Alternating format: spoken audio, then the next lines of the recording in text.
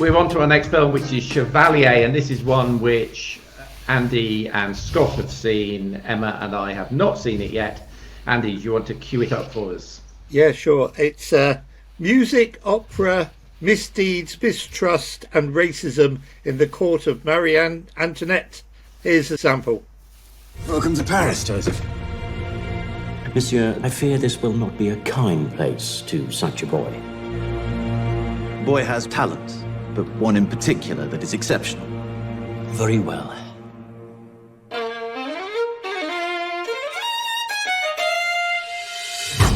This isn't set around Amadeus type Mozart thing, is it? It certainly is. In fact, the first person we see on screen is no other than Wolfgang Amadeus Mozart. I have to say I love this film. It's a true story. Our central character is a guy called Joseph Boulogne, and he was the son of a wealthy landowner in France, but his mum was a slave. So he's mixed heritage, he's mixed race, which is why I mentioned there's racism here in this film to be dealt with. His father drops him off one day when he's a young boy at a school in Paris, where he learns to play the violin. He excels at playing the violin, and in that very first scene in the film, we see him interrupting one of Mozart's concerts and saying, "How about a violin off? I reckon I could do better than you, Mr. Mozart." And Mozart is quite peeved when that actually proves to be the case, because they play a piece of Mozart's own music, and Joseph is actually playing it better than Mozart's playing it. And it's just a brilliant opening to the film. And then we sort of cut back to when Joseph was a boy, and we see him being dropped off at the school. He excelled in fencing, and he quickly rose through polite society, as it were, in Paris, and very quickly actually found himself in the court of Queen Marie Antoinette, and became a favourite of hers. She offered him the job of running the Paris Opera, which was the highest, most pristine job you could wish for in Paris in those days. But somebody else came in and wanted the job as well, so there was a bit of competition going on. And eventually Joseph was rejected for this job, even though he was more than qualified for it, simply because he's black. And one of the reasons why this story has been overlooked and not told before, perhaps, is because a lot of the music that he composed, and that's a lot of it's in this film, he was black, and it got buried, and the story's never been told. And the sense of you get a racism in the court is really quite telling, and it's quite moving, and it's quite disturbing.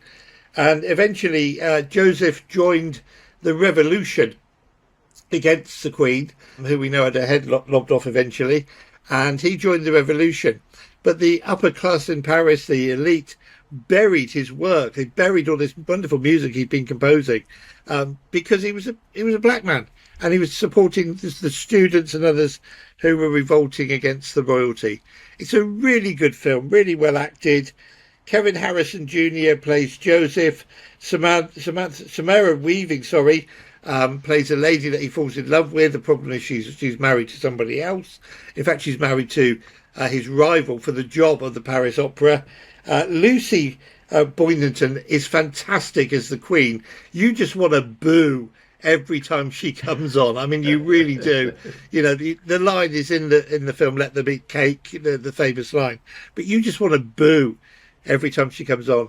So I thought this was a wonderful costume drama, telling a true story that I didn't know, but a story that's worth knowing, because Joseph Boynton was clearly a genius particularly when it came to music and composing music and playing music, and yet his story got buried. And even now, apparently, we're still unearthing stuff that he composed all this time later. So it's a remarkable story.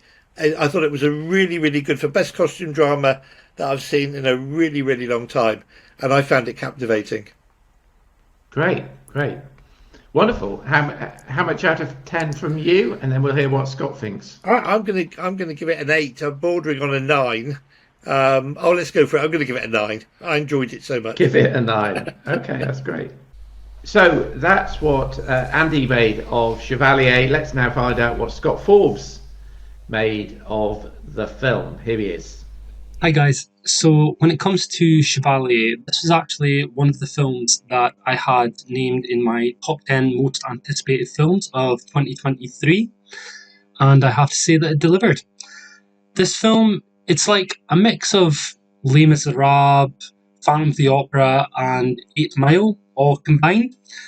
It stars Kelvin Harrison Jr., a great young actor, should be a household name in my opinion, as the titular Chevalier, and is set in the time just before the French Revolution. And this film, it's a drama, but there's quite a lot of comedy and pathos also mixed into it. From a crafts point of view, it's one of the best films of the year and should be up for awards come awards season. Just in terms of the costumes, the hair and makeup, cinematography, production design, sound design, the music in it is stunning as well. I think this is a very well directed film, and also the editing is fantastic. The film has an interesting lead character in that he's not always likeable. He's quite an arrogant character. He is very ambitious to a fault. He basically has been brought up in a situation where he was the son of a slave and a rich owner, and he was put to boarding school, and essentially he's grown up to be very talented in terms of violin. He's a great fencer, he speaks many languages, he's an amazing composer, all sorts of talents. And basically, what's come has been fortune and fame, and with that, a sense of entitlement to some extent. However, on the flip side of that, because he is of mixed race, there is always that ceiling that for some people he will never get to break through, no matter how talented it is, and even with the friends that he has in high places, they won't let him break through that barrier. For me, this film was everything I wanted it to be. It had that historical epicness, but it felt like that biopic that I didn't know what I was going to get. I didn't actually realise before going into this film that it was based on a true story. So when I came away from this, it's one of those films that makes you want to look up to find more information. I could watch this again very easily.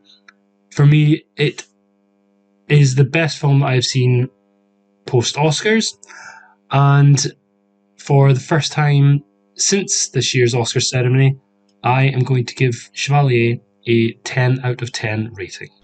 So there we are with Scott giving Chevalier the maximum 10 out of 10. He absolutely loved it. So that's a 10 and a 9 for Chevalier, making a Flickering Dreams score, I think probably the highest we've had, of 9.5, making it a absolute cast iron. Very good.